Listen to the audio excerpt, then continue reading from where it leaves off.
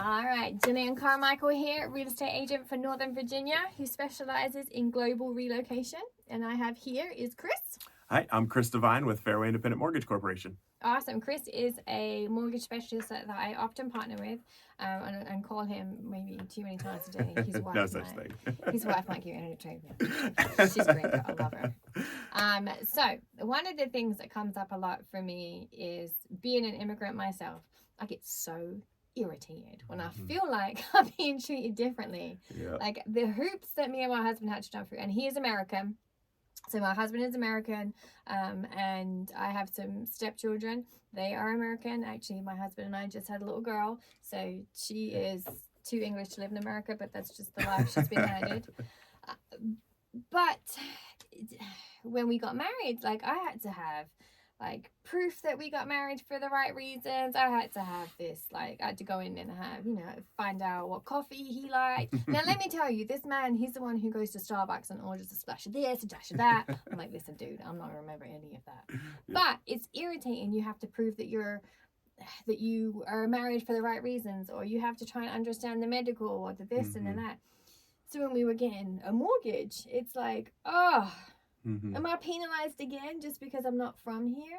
So I really like to understand, do you feel like because I'm an immigrant, I am treated differently than you would an American citizen? Like, do you think that's fair?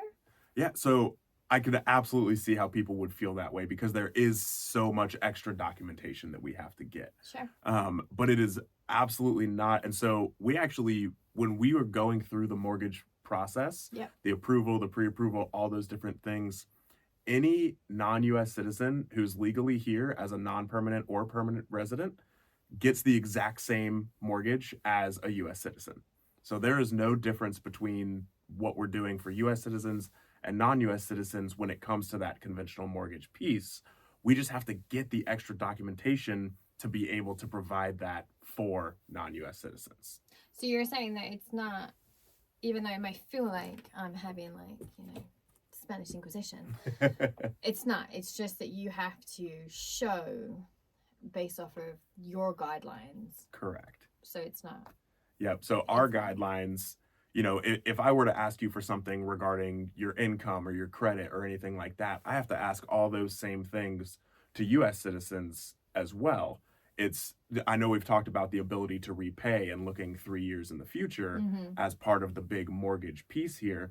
And that's often why it might feel a little more scrutinized, because if you're over here on a visa, we need to see, is that visa going to expire, right? We have to look and see, the whole idea of qualifying for a mortgage is that, one, of course, you can afford it, but two, you have to put yourself in our shoes. Is it going to be repaid? Right. And so if somebody's over here on let's say a B1 visa, right? So that's temporary business.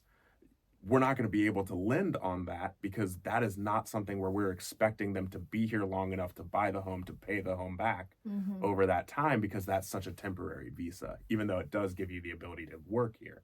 I understand. Right? But it's not necessarily a visa that, even though you're going to work here, there is a time. Exactly. Right. As you want to just touch on that, I think it's a great segue into the next one about if you are on a visa, are there some visas that you can give a loan to and others that you can't, or is it kind of case by case?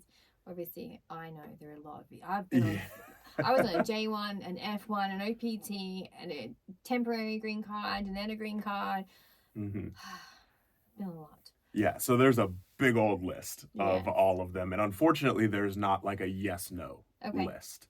It's more so that idea of, are you able to work? You do have to be able to work on it. So if you're on a tourist visa, not going to be able to work, right? Student visa. Student visa, not going to be able. But are you able to work? Yep. And then we don't want short-term. So if it's going to expire quickly, if it's one of those more short-term visas, probably not going to work. Again, it's kind of just a case-by-case basis of, does it allow you to work, and are you going to be here long enough to be able to repay that loan? So the best bet is for you to reach out to myself or to Chris to say, listen, this is the type of visa I'm on, this is my situation, can you help me navigate? Because I know that I'm either going to be here a long time, or it might just be that we have a lot of people in the United States that will buy property in think it's called snowbirds, where it's like they go, Mhm. is that right? Yep. They go to Florida. I'm learning all these new terms, people. So Florida, I think a lot of people, they don't like the cold, The is that cold right? weather. Yep. Right, so then they move to Florida, but Florida gets hot Mhm. in the summer, so therefore like the humidity is like, listen, it's too much now, which my husband would vouch for that. Oh yes. So then they come up north where it's just not as bad. So Mm. there are people that have properties, but they only live them in half a year. Maybe you're doing the same thing. You're here for half the year and then you're back home in your own country. But Mhm. again, Chris is going to need to understand how this works from a visa perspective for you, and then how it works from a repayment perspective, and how it works, just how it's never cut and dry. Anyone in immigration knows it's never cut and dry, Mhm. people. So I think that the best thing you can do, you're on a visa, you are going to have extra documentation. There's no way around it. We Mhm. know that. It's not because you're any less of a human. It's just Correct. because Chris has guidelines. Chris, this is how, you know, he's got to uphold his Mhm. own license in order to lend, and so therefore Correct. he can't risk that because his wife would never talk to me again. Yeah. You know, and then I would never get you guys qualified. Mhm.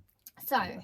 even though it does take a little bit of a hit to your heart, because it certainly does with mine, that you do have to jump for these extra hoops, it is Mhm. all in the long term to help us understand your situation and the bigger picture, to ensure that what Chris is qualifying you for is something that either you can pay Mhm. and something that is beneficial for you, again, long term. Correct.